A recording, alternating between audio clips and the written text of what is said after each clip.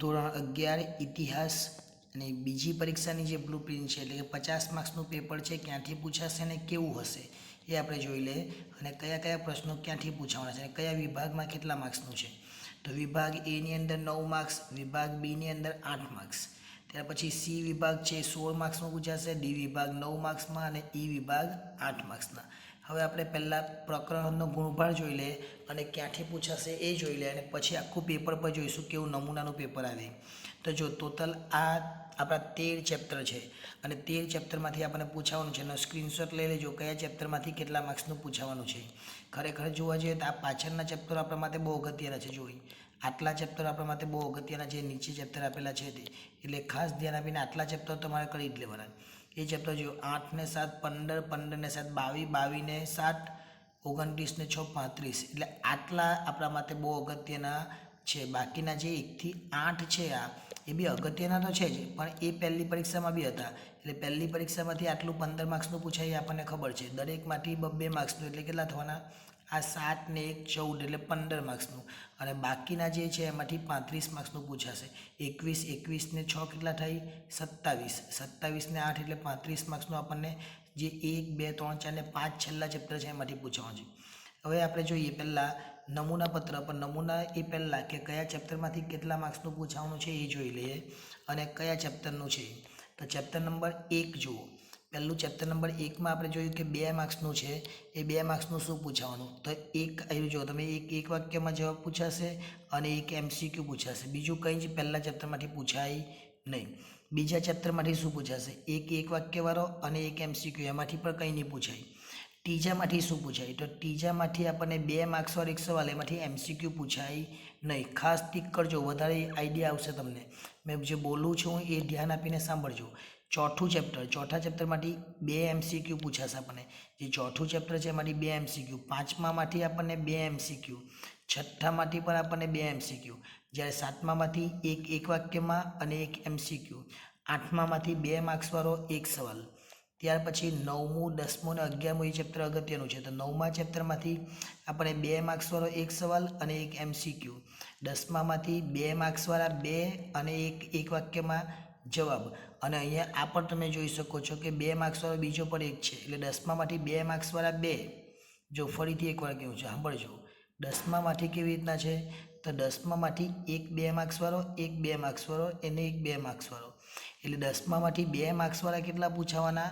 3 અને એક વાક્યમાં જવાબ. એટલે 10મામાંથી 2 માર્ક્સવાળા 3 ને એક વાક્યમાં જવાબ એટલે 7 માર્ક્સનું થઈ જાય.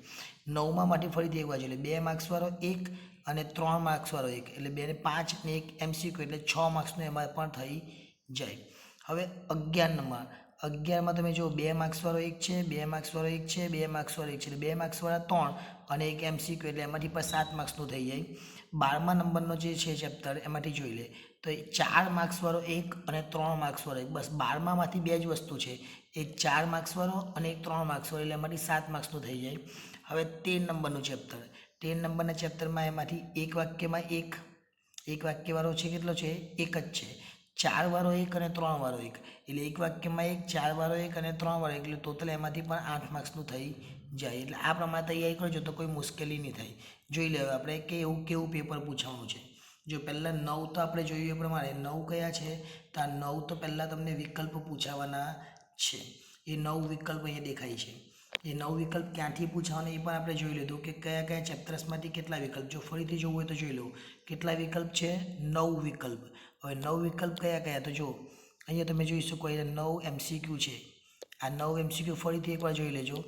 આ 9 MCQ આ જ ચેપ્ટરમાંથી પૂછાશે અને એક આવ્યું આ MCQ એટલે 9 MCQ થઈ ગયા. 1 2 3 4 5 6 7 ને 8 અને ટોટલ એક આ એટલે 9 એટલે આ 1 8 ને 1 કેટલા? 9 MCQ થઈ ગયા. ત્યાર પછી આપણને શું પૂછેલું છે? વિભાગ બી. તો વિભાગ બી ની અંદર આપણને કેટલા પ્રશ્નો છે? 9 ને 8 17 એટલે 8 એક વાક્યમાં જવાબ. એક વાક્યમાં જવાબ કેટલા પૂછેલા છે? 8. હવે એ પણ જોઈ લે ને કયા કયા છે. જો આ 3 છે અહીંયા બરાબર, અહીં એક 4 5 6 7. હવે એકાદ ઘટી ગયો, કઈ જગ્યા છે? 7 ને એક જોઈ લઈએ આપણે એટલે એ પણ આપણને મળી જાય. જો અહીંયા ક્યાં છે જોઈ લઈએ આપણે એટલે આઈડિયા આવી જાય.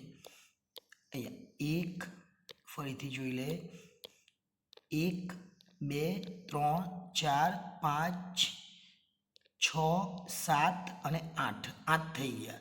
એટલે 8 તમે એકવાર જોઈ લે એટલે વધારે આઈડિયા આવશે. ત્યાર પછી 2 માર્ક્સવાળા કેટલા જો વિભાગ સીની અંદર 2 માર્ક્સવાળા 18થી લઈને 25 સુધી એટલે 8. 2 માર્ક્સવાળા 8 જોઈ લે. 2 માર્ક્સવાળા 8 ક્યાં છે? જો અહીંયા 1 છે, 2 છે, 3 છે, 4. ત્યાર પછી 5 6 7 અને 8. 2 માર્ક્સવાળા પણ 8 થઈ ગયા. હવે 3 માર્ક્સવાળા, તો 3 માર્ક્સવાળા 3 અને 4 માર્ક્સવાળા 2. તો 3 માર્ક્સવાળા 3 જોઈ લઈએ. 3 માર્ક્સવાળા 3 ક્યાંથી પૂછવાના? તો 3 માર્ક્સવાળા એક છે એ 13મા ચેપ્ટરમાંથી, એક 12મા ચેપ્ટરમાંથી. બીજો 3 માર્ક્સવાળો ક્યાં છે? તો એક અહીંયા છે એ 9મા ચેપ્ટરમાંથી. એટલે 3 માર્ક્સવાળા 3 થઈ ગયા અને 4 માર્ક્સવાળા 2 જ પૂછાવાના છે એ 12 અને 13માંથી પૂછાશે. એટલે આ પ્રમાણેની બ્લુપ્રિન્ટની તૈયારી કરજો અને આ પ્રશ્નો કયા છે એ પણ એકવાર જોઈ લેજો જેથી તમને મુશ્કેલી ન થાય.